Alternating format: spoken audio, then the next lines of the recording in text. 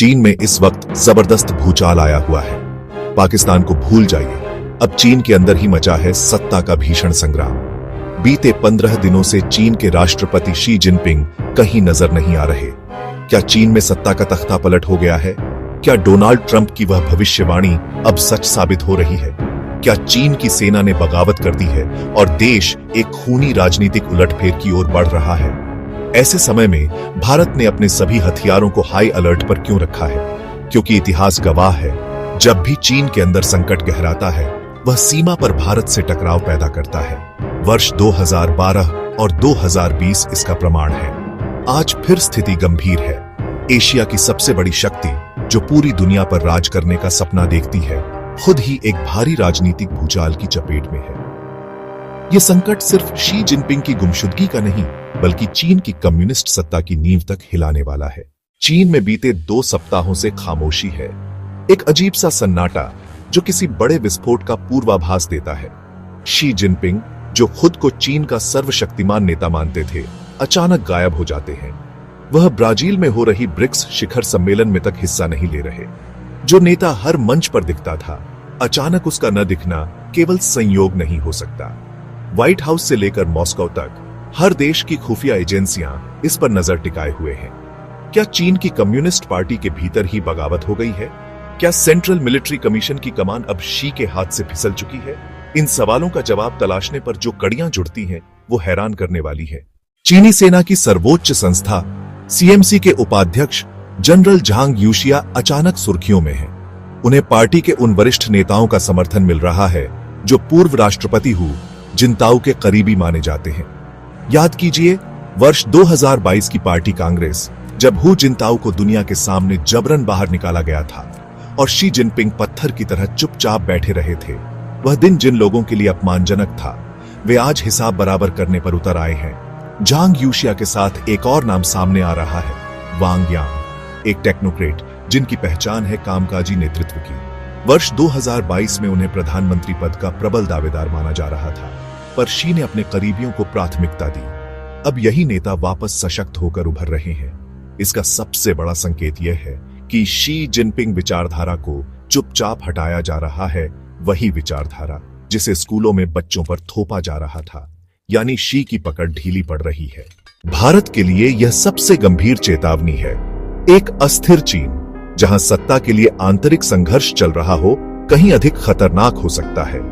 ऐसा चीन अक्सर अपनी असफलताओं को छिपाने के लिए सीमा पर तनाव फैलाता है और लक्ष्य होता है भारत। यही वजह है कि भारत की सेनाएं, खुफिया एजेंसियां और सरकार इस समय 24 घंटे 7 दिन अलर्ट पर हैं। बीजिंग में होने वाले फैसलों का सीधा असर लद्दाख से अरुणाचल तक महसूस हो सकता है। वर्ष 2022 की पार्टी कांग्रेस की वह घटना, जब हु जिनताओ को अपमानित किया गया था, आज फिर से चर्चा में है। पूरी दुनिया वह वीडियो देख रही है जब हु जिनपिंग से कुछ कहने की कोशिश करते हैं और शी उन्हें नजरअंदाज कर देते हैं। उस दिन शी ने साफ कर दिया था कि चीन में सिर्फ उन्हीं की चलेगी। लेकिन आज जब शी खुद सत्ता से गायब है, तो उस अपमान की गूंज एक नई बगावत का रूप ले रही है। झांग और वांग जैसे नेताओं की वापसी सिर्फ सत्ता परिवर्तन नहीं, बल्कि एक वैचारिक क्रांति है। ब्रिक्स सम्मेलन में शी की गैरहाजिरी इसकी सबसे बड़ी गवाही है। उनकी जगह भेजे जा रहे हैं प्रधानमंत्री ली कीयांग, वही ली कीयांग जो वर्ष 2023 में G20 सम्मेलन में भी भारत आए थे। तब भी शी ने खुद को दूर रखा था। चीन की सरकार कह रही है कि यह शेड्यूलिंग इश्यू है, लेकिन असल में यह एक नेतृत्व संकट है। कुछ मीडिया रिपोर्ट्स में तो यह भी दावा है कि जिनपिंग गंभीर रूप से बीमार हैं और फैसले लेने में अक्षम हो चुके हैं। अब सवाल है, क्या ट्रंप की वह भविष्यवाणी सच हो रही है जिसमें उन्होंने कहा था कि शी का अंत निकट है? शायद हां, लेकिन भारत को इस समय किसी भी तरह की ढिलाई नहीं बरतनी चाहिए, क्योंकि सत्ता में कोई भी आए, चीन की नीति भारत को लेकर शायद ही बदले। उल्टा एक अस्थिर चीन भारत को निशाना बनाकर अपने घरेलू संकट से ध्यान हटाने की कोशिश करेगा। इतिहास गवाह है, जब भी चीन में आंतरिक संघर्ष होता है, वह सीमा पर मोर्चा खोलता है। वर्ष 2012 में भी यही हुआ था, जब डेप्सांग में घुसपैठ हुई। वर्ष 2020 में जब वुहान वायरस के चलते दुनिया चीन पर सवाल उठा रही थी, तब गलवान हमला हुआ। चीन जानता है कि भारत को दुश्मन बनाकर वह अपने राष्ट्रवाद को हवा दे सकता है। वर्ष 2025 का यह संकट पहले से कहीं ज्यादा बड़ा है। इस बार खतरा सिर्फ सीमा तक सीमित नहीं है।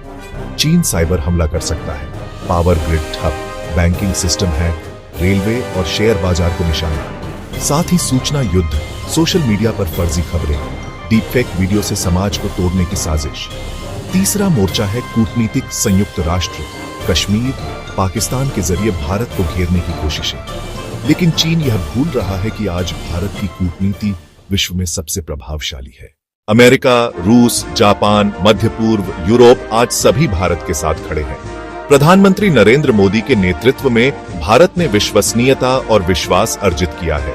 चीन की कोई चाल इस दीवार को नहीं तोड़ सकती। अब सवाल आपसे, क्या शी जिनपिंग वाकई खत्म हो चुके हैं? क्या चीन में तख्ता पलट हो रहा है? और भारत को इस बदले हुए परिदृश्य में कैसी रणनीति अपनानी चाहिए? अपनी राय नीचे कमेंट में जरूर बताएं। वीडियो को लाइक, सब्सक्राइब और अपने दोस्तों तक जरूर शेयर करें। जय हिंद, वंदे मातरम।